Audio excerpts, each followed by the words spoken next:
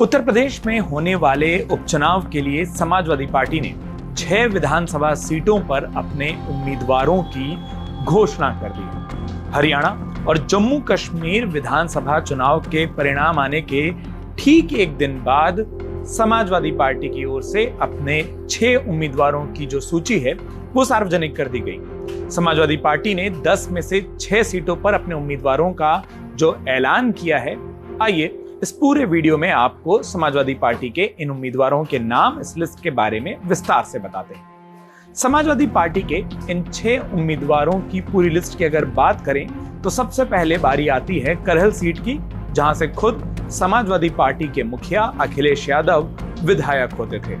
वहां से परिवार से ही तेज प्रताप यादव को उम्मीदवार घोषित किया गया है। इसके बाद बात करें कानपुर की, तो कानपुर जिले की सीसामऊ सीट से इरफान सोलंकी, जिनके अदालत से दोषी करार दिए जाने के बाद ये सीट खाली हुई थी, वहां से इरफान सोलंकी के परिवार में ही ये सीट दी गई है और उनकी पत्नी नसीम सोलंकी को समाजवादी पार्टी ने चुनाव के लिए टिकट दिया है।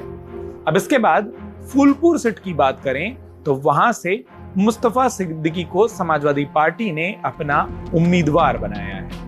राजधानी लखनऊ से सटे अयोध्या जिले की बात करें तो अयोध्या की मिल्कीपुर विधानसभा सीट से फैजाबाद के सांसद अवधेश प्रसाद के बेटे अजीत प्रसाद को समाजवादी पार्टी ने टिकट दे दिया है।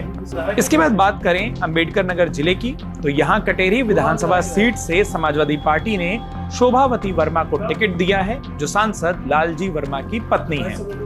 मझवा सीट की बात की जाए तो यहाँ से ज्योति बिंद पर समाजवादी पार्टी ने भरोसा जताया है और उम्मीदवारी का दांव खेला है। आपको बता दें कि उत्तर प्रदेश में 10 विधानसभा सीटों पर उपचुनाव होने हैं, जिनमें एक एक करके अगर आपको बताएं तो अंबेडकर नगर की कटेरी सीट, जहां से समाजवादी पार्टी के विधायक लालजी वर्मा होते थे। उसके बाद बारी आती है मैनपुरी की करहल सीट की, जहां से समाजवादी पार्टी के सुप्रीमो, उनके राष्ट्रीय अध्यक्ष अखिलेश यादव विधायक थे। बात अयोध्या जिले की मिल्कीपुर विधानसभा सीट की करें तो वहां से अब वर्तमान में फैजाबाद के सांसद अवधेश प्रसाद विधायक होते थे। इसी के बाद अगर बात की जाए मीरापुर की, जहां से राष्ट्रीय लोकदल के चंदन चौहान विधायक थे।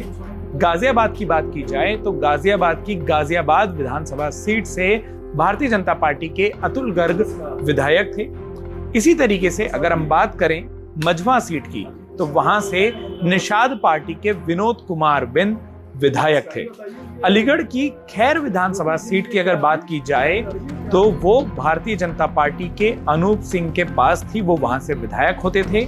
फूलपुर विधानसभा से भारतीय जनता पार्टी के प्रवीण पटेल वो विधायक थे। इसी तरीके से कुंदरकी विधानसभा की अगर बात की जाए तो कुंदरकी विधानसभा सीट से समाजवादी पार्टी के जिया उर रहमान वर्ग विधायक चुने गए थे। और सबसे आखिर में बात आती है कानपुर जिले की सीसामऊ सीट की, जहां से समाजवादी पार्टी के इरफान सोलंकी विधायक थे।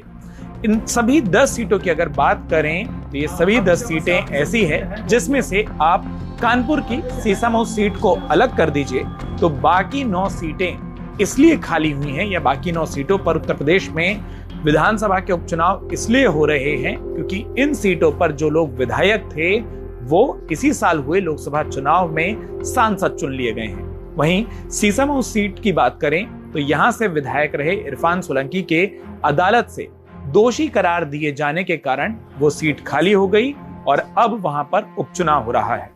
उपचुनावों की इस सियासी दौड़ में, इस राजनीतिक दौड़ में समाजवादी पार्टी ने भारतीय जनता पार्टी से उम्मीदवारों की घोषणा करने में तो बाजी मार ली है, लेकिन क्या समाजवादी पार्टी को ये बढ़त चुनावों में भी हासिल होगी? इसका फैसला उत्तर प्रदेश की और खास तौर पर इन 10 विधानसभा सीटों की जनता करेगी, वहां के वोटर करेंगे। समाजवादी पार्टी की ओर से जारी की गई इस लिस्ट में खास बात और है। इस लिस्ट में एक बार फिर से पीडीए के नारे को खास तौर पर जगह दी गई है, उसे साफ साफ लिखा गया है। लेकिन इस पूरी लिस्ट में कहीं यह साफ नहीं है कि ये गठबंधन की लिस्ट है या नहीं। इसमें समाजवादी पार्टी की लिस्ट साफ तौर पर दिखाई दे रही है और अभी भी ये सवाल भी सामने खड़ा है कि क्या उत्तर प्रदेश में सपा कांग्रेस इन विधानसभा उपचुनावों में गठबंधन के तहत आगे जाएंगे या नहीं जाएंगे। उपचुनावों को लेकर आपकी क्या राय है? आप इस पूरी लिस्ट के बारे में क्या सोचते हैं? उम्मीदवारों के बारे में क्या कहना चाहते हैं?